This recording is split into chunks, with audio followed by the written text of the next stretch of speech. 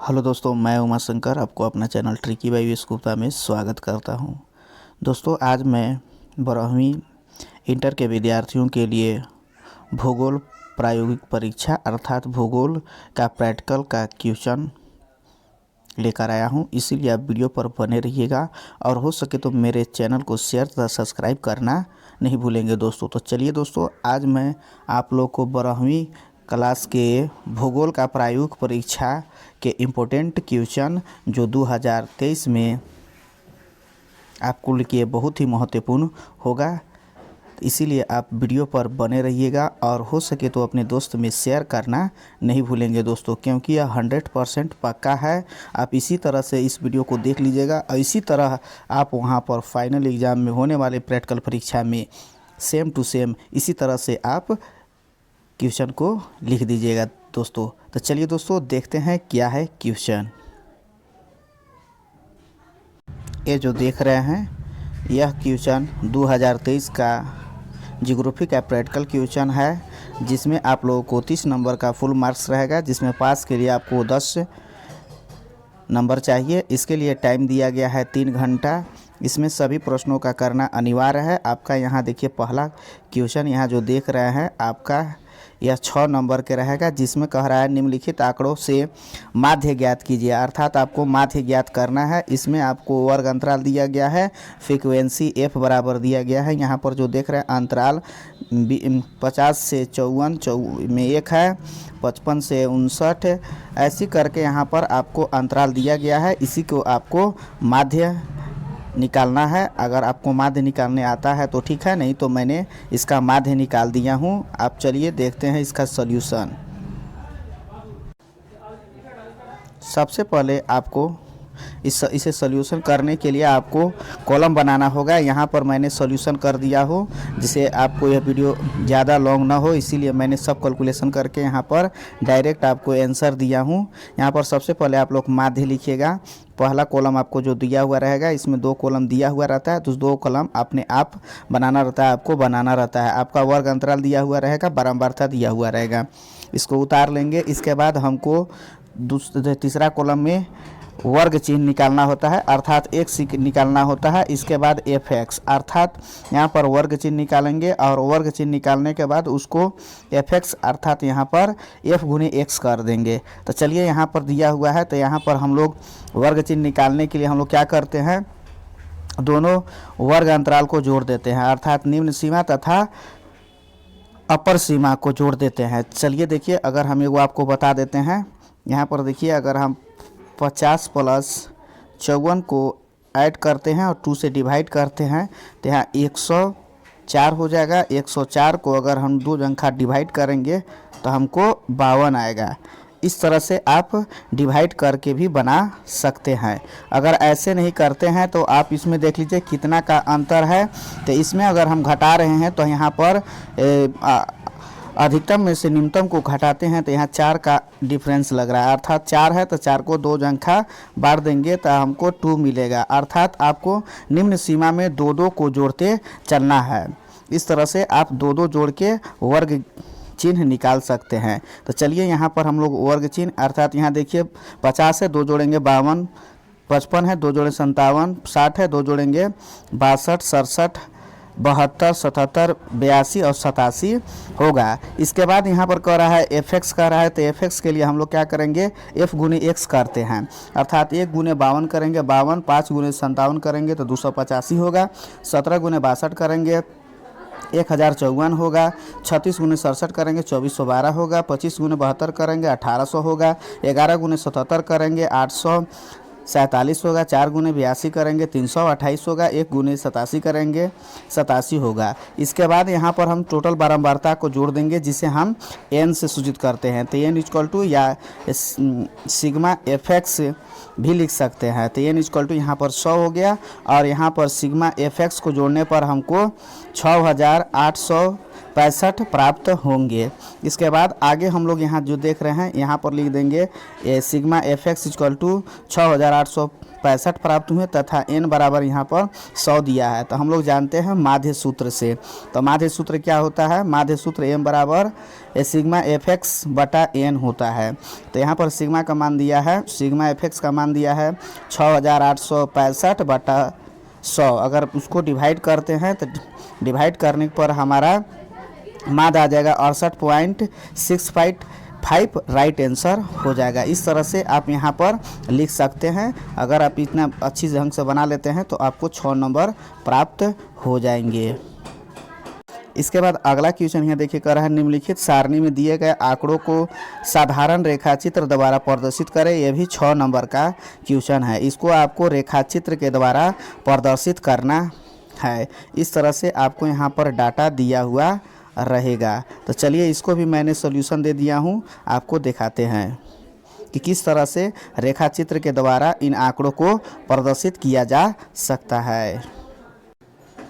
इसमें सबसे पहले हम लोग x और y को लिखेंगे, अर्थात x अक्ष को हम लोग x अक्ष कहते हैं, जिसको हम लोग भुज और ऊपर वाला को कोटि कहते हैं। इस तरह से हम लोग x लाइन खींचेंगे और यहाँ पर एक y लाइन खींचेंगे जो यहाँ पर देख रहे होंगे।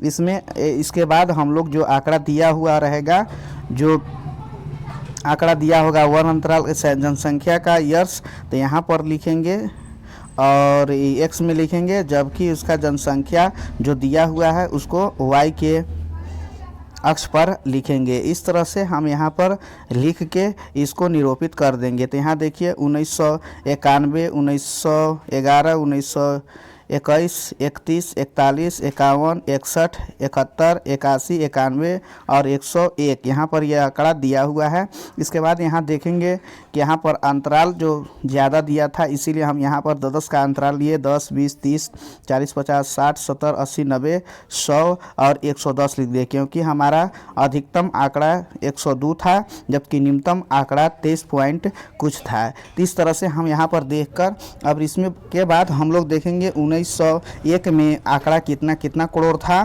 तो उसी के हिसाब से यहाँ पर हम निरूपित कर देंगे। उसी तरह से 11 में भी करेंगे, उसी तरह से 13 यहाँ 21 में करेंगे, 31 में करेंगे, 41 में करेंगे, 51 में करेंगे, 61 में करेंगे, 71 में करेंगे, 81 में करेंगे, 91 में करेंगे और 101 में करेंगे।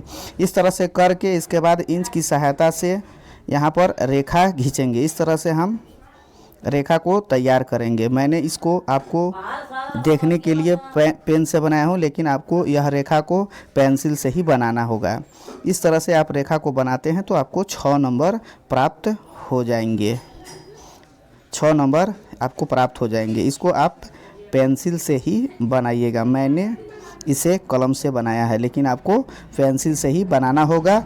और यहाँ पर ईयर लिख देना होगा और यहाँ पर जनसंख्या को लिख देना होगा करोड़ में। इस तरह से आप लिख सकते हैं।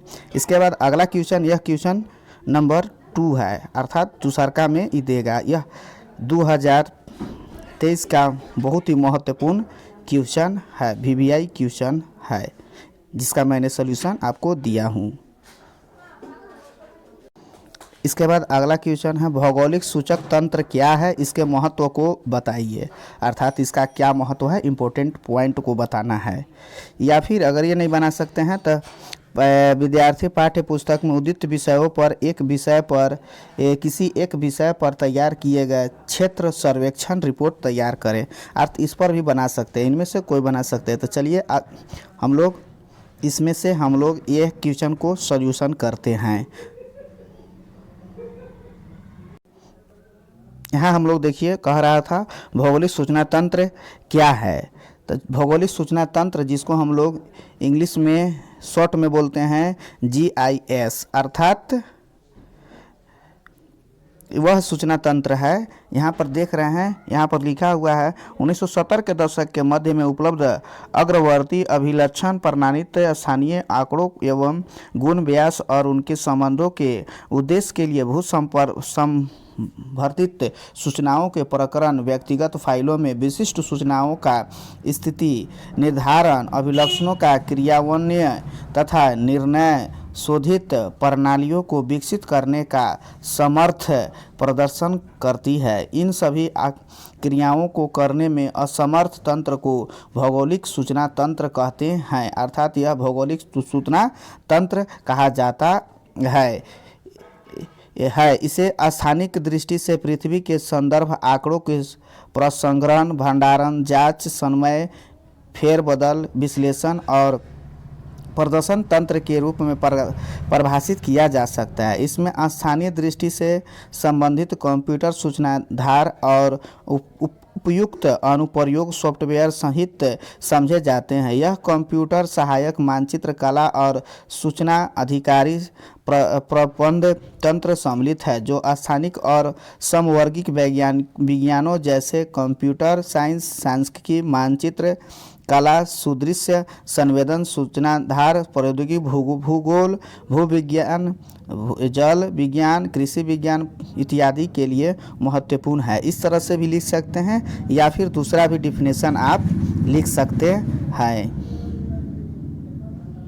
या फिर यहाँ जो देख रहे हैं यह भी लिख सकते हैं। भौगोलिक सूचना प्रौद्योगिकी से अभिप्राय किसी स्थान अथवा क्षेत्र विषय से संबंधित आंकड़ों एवं सूचनाओं का एकीकरण करना तथा कंप्यूटर द्वारा उन सूचनाओं को संलग्न करना तथा कंप्यूटर द्वारा